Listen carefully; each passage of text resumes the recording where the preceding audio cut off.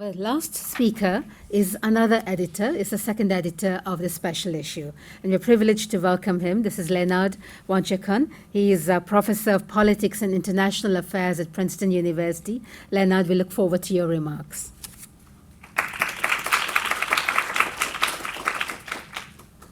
All right, so thanks so much for having me.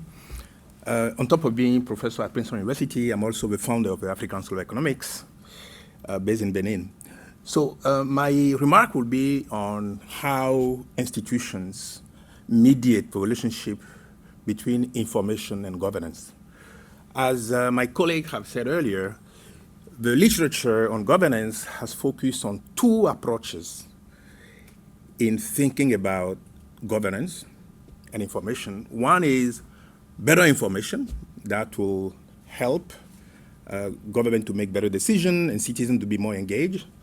And the second one is encouraging participation and community-driven development.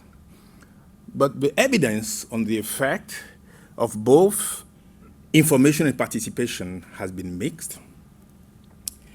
So what I'm going to talk to you today about will be to cover those two dimensions, information and participation, and to speculate a little bit on why this may not be working and maybe what we should be doing instead, or how we should improve on the current approaches to look at the effect of information or participation on governance.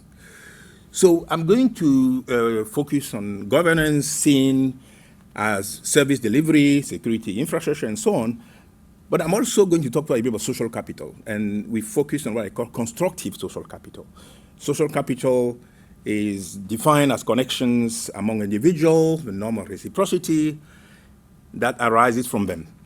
But then constructive is social capital, connection that we built that benefits the whole community. So about information, we know information is power. It's key to democratic governance because better informed citizens will vote more often and base their choices on important issues. We also know that information will lead to better services because sunlight is the best disinfectant. In terms of engaging citizens, the way to improve governance is through decentralization, community-driven development, and the World Bank recently has spent nearly 28 billion on CDD over the last decades. So there are a wide range of important projects that find between effect or no effect at all, or mix. Whether it's on learning, no effect. Information, for instance, on corruption candidates in Mexico has a negative effect for political participation. Corruption studies, like getting citizens to provide information on corruption in Brazil has some effect. So again, the effect is mixed. In terms of participatory governance, the picture is more or less the same. Now, so basically, let's first think about why this might not be working. So I have several set of ideas on how this might be working. So first is the exogeneity assumption that we make about information. So when people engage with new information, they automatically use different frames, different method of acquisition, beliefs on their credibility, which may not be incorporated into an information experiment. And also, information might have spillover effect. So in that sense, we might be underestimating the effect by focusing on individuals as opposed to community as a whole. So the main point here is that the information which is given is rarely the information that's acted upon. So, and then in terms of community engagement, there are design issues. So for instance, we empirically test participation as if all forms of participation are equal.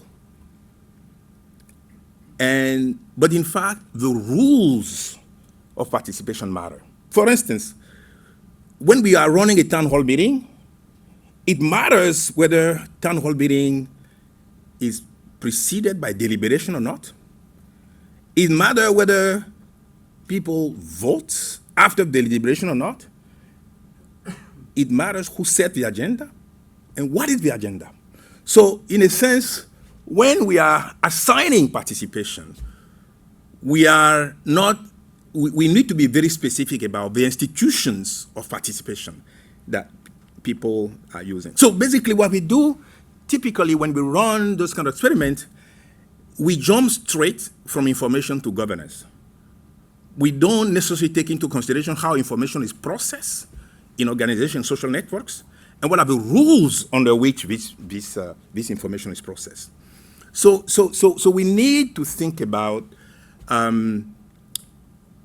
different approach, which will consist not only on focusing on information or on some vaguely defined notion of participation, but combine information institution to see how they shape social capital and the institutional setting. So what is also important is to try to separate out the intrinsic effect of the institution itself from the information effect. Because when information is dropped on you, as opposed to being generated by you, by your community, the effect might be different.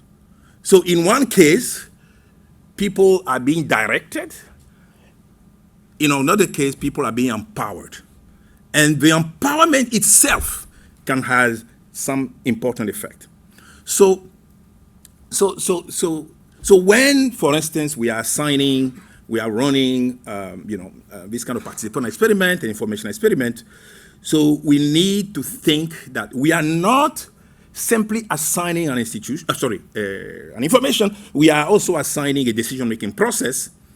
And again, as I mentioned earlier, the question is for us to best identify and separate out the effect of the institution itself from the effect of information. So, there are several works that have been done that basically evaluate institutions, like Ben Olken famous work in Indonesia in 2010, where he looked at the effects of service delivery, at least satisfaction with service delivery, when the decision is made through representative-based meeting versus election, versus direct election, and find that much higher participation when people actually make the decision for themselves. The perception is that the project benefits the community, and they are more willing to contribute. So there is some evidence that town hall meeting and deliberation empower individuals. So now, the problem with that paper is that it doesn't necessarily separate out the effect of information, the effect of the institution. So what it has is a total effect.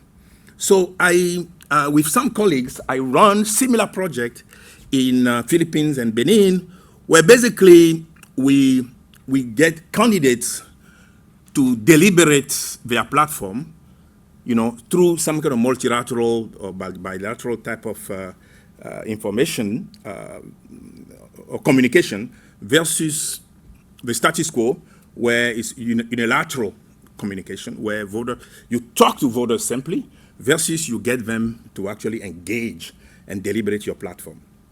And why this might matter?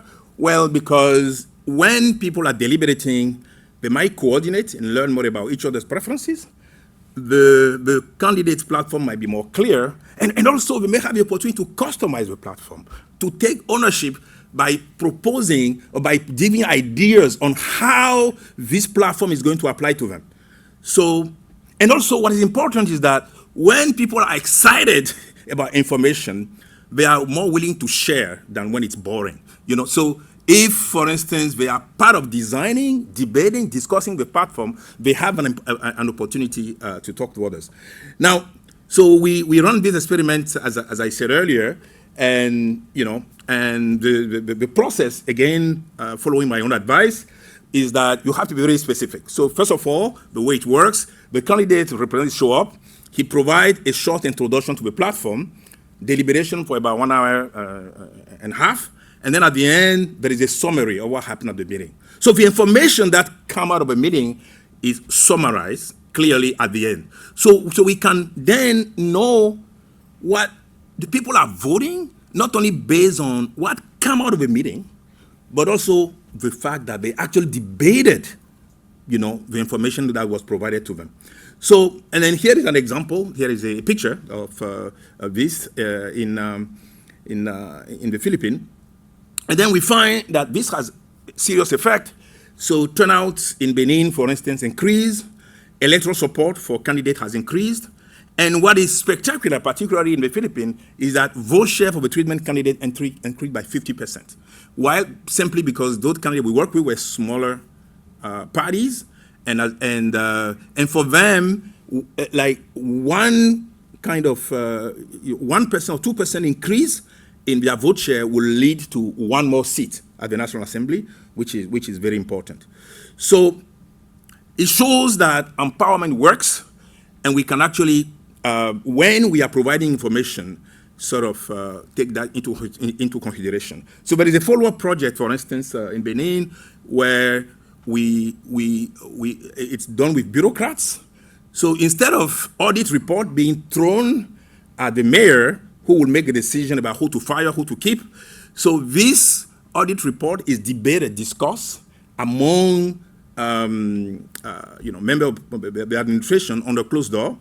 And what we try to see is the way in which information contained in the audit report is processed, and how this affects bureaucratic cohesion and motivation.